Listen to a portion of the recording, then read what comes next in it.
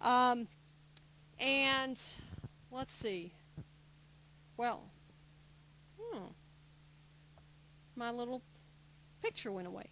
But while he's gone, we'll go back to my thing here.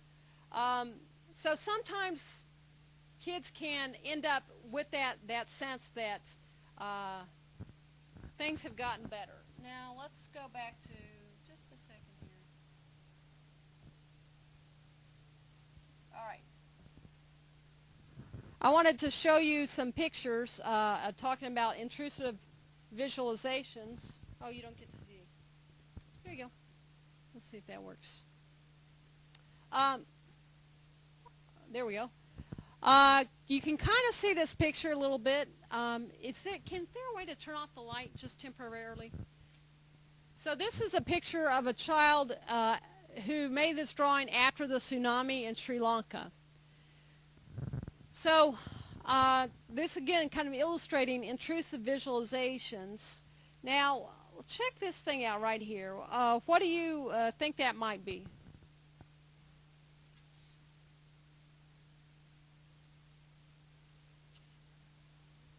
What? A bottle? Well, actually, it's, yeah, that brown thing. Actually, it is a bomb. And the reason it's a bomb is because remember how I told you that there was a civil war? There's been a civil war in Sri Lanka for over 20 years, the Sinhalese against the Tamils. Well, they had planted in the war, there were a lot of landmines that were planted. And what happened during the tsunami is that the water came on and washed up the landmines on, to the land. And the kids knew about this. We didn't know about it as much. There's one camp we went to help some kids, and so we were trying to calm ourselves down before going to help, and we're walking around on the beach.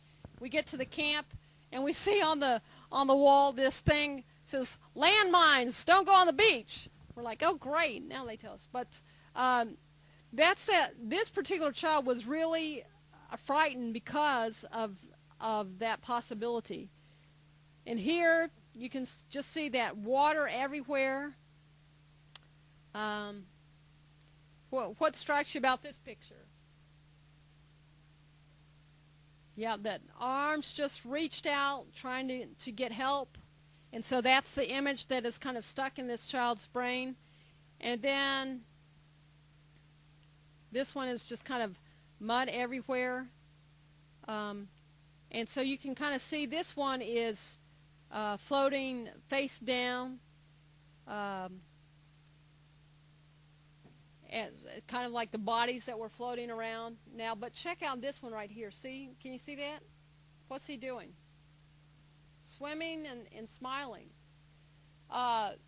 So I think this might be kind of a illustration of what we talked about, affect dysregulation, that sometimes kids get so confused about what's happened by the trauma, and it's so overwhelming that they're not able to manage their affect, and they may end up laughing when they're saying something really horrific, like, "I saw a dead body, ha ha ha."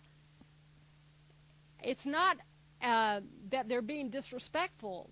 This is like a trauma symptom, that they're not able to manage their affect, and it's kind of their coping mechanism. They're feeling maybe nervous or something, but it just kind of all gets confused. And so you'll often see these trauma reenactments, or these intrusive visualizations, rather, in children's drawings. So what do you think? You think we ought to maybe tape them up on the wall for all the other kids to see? How many would say yes? How many say no? All right, why not?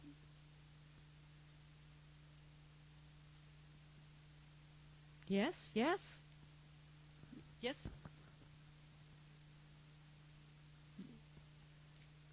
Yeah, yeah. So it may create those some new images and kind of re-traumatize the kids, and that some kids may not have seen dead bodies, and now they got a picture sitting there in front of them, so you don't want them to see that.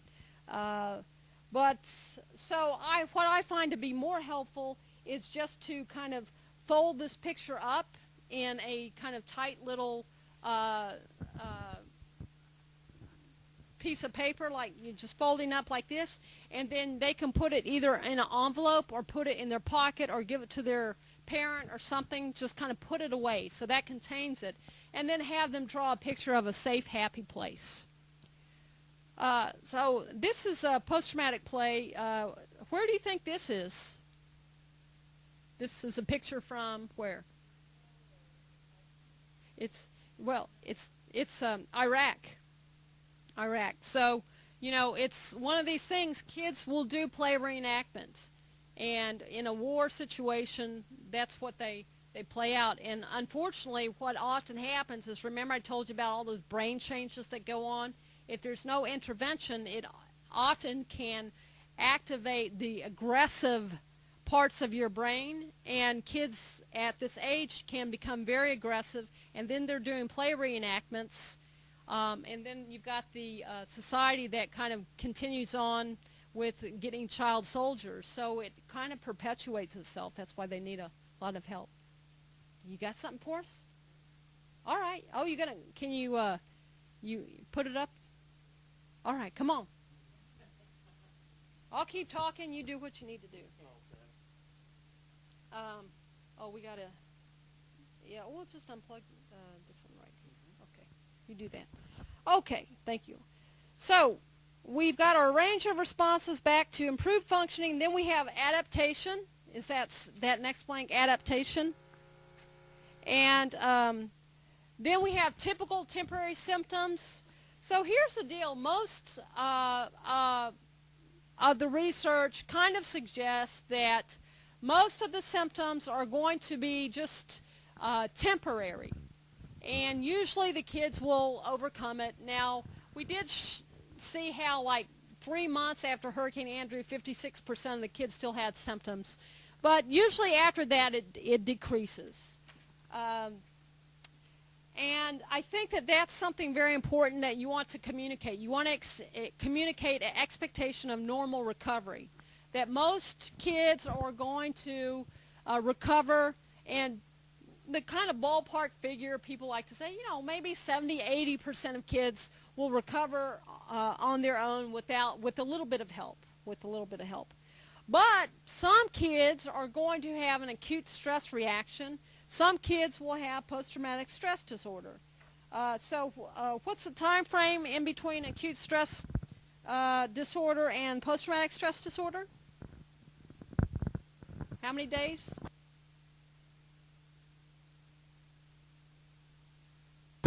30 days. So then some kids will have anxiety and depression. Oh, is it on? Okay, but you're ready? Okay, cool. Now, this is what we're going to do. Remember those 5 things: affect, behavior, cognition, physiology, and spirituality. I'm going to have these kids talk, and I want you to see if you can identify in these kids those 5 areas. Okay. Sound?